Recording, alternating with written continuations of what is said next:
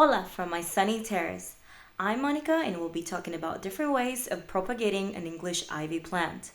First, it's important to make sure that there are no bugs or unwanted pests on our cuttings. Wash your plants with water and check the leaves if there's anything suspicious. I normally wash my cuttings in the shower so that some of the dirt and the debris falls off the cuttings easier. Hydrogen peroxide 3% helps kill some pests that are not visible to our naked eye. I just usually eyeball the water mixture and it usually works for me, so you don't need to be very precise about this. In any case that you don't have any hydrogen peroxide, you could just go to your market and buy some, or you could just really try a really good shower for your cuttings and let the water go for a longer period of time.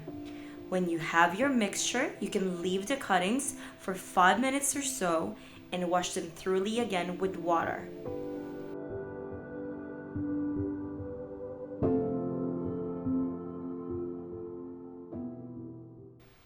It's cutting time. Snip, snip, gets your cuttings and get your clippers. It's important that we clean our clippers with rubbing alcohol so that we don't put any extra bacteria into our cuttings. Once it's clean, get your cuttings. And as you can see, I have my cuttings here. I'm trying to find a node. A node is where the leaves start to grow from, and now I'm showing them to you again.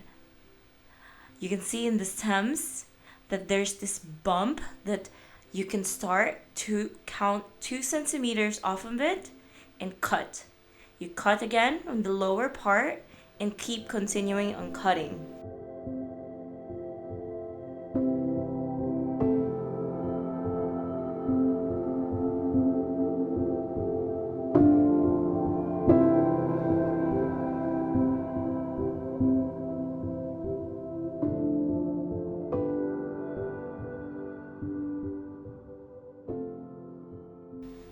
Some of the stems don't have any leaves, but that's fine.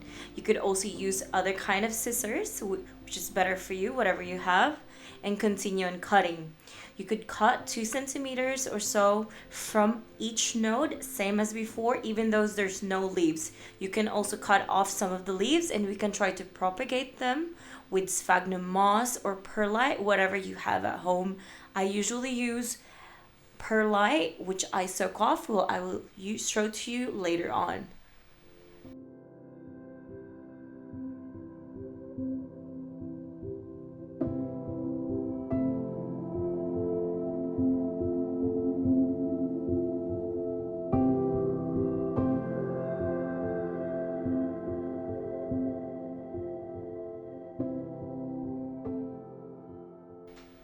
As you can see, I'm separating the cuttings that I have with leaves and without.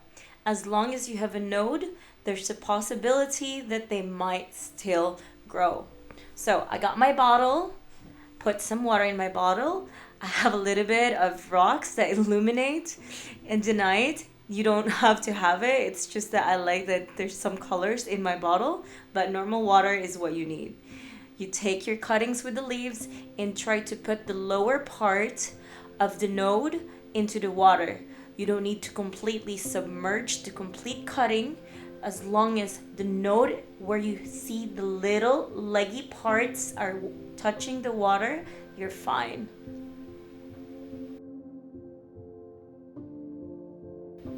Now I'm just propping the nodes with leaves, so we just continue with the same process. Keep putting them in the water, and if some of the cuttings are completely submerged, just put them up a little bit so they're not so sunken. And I'm just filling it up. Now we have our cuttings ready.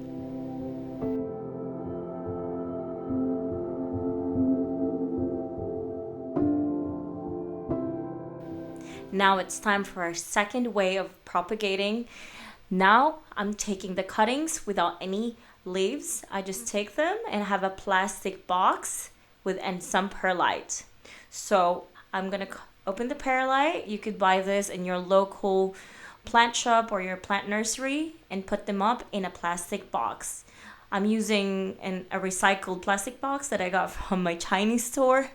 So I try to just even them out, put a little bit of water. You don't need to completely soak them, but a little bit damp is good. Mix it all up and prop the cuttings on top of it.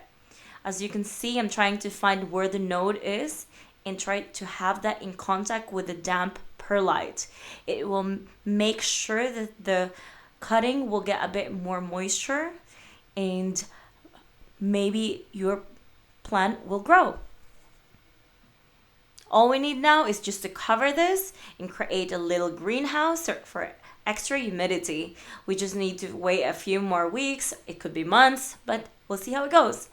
This is an example of what I have. I propagated this plant from a succulent that I have, and I just put the same thing, perlite, a little bit of water, and I waited months. I put it in a bright light kind of space close to my window, so it grew. It took me a few months, almost weeks, but it worked.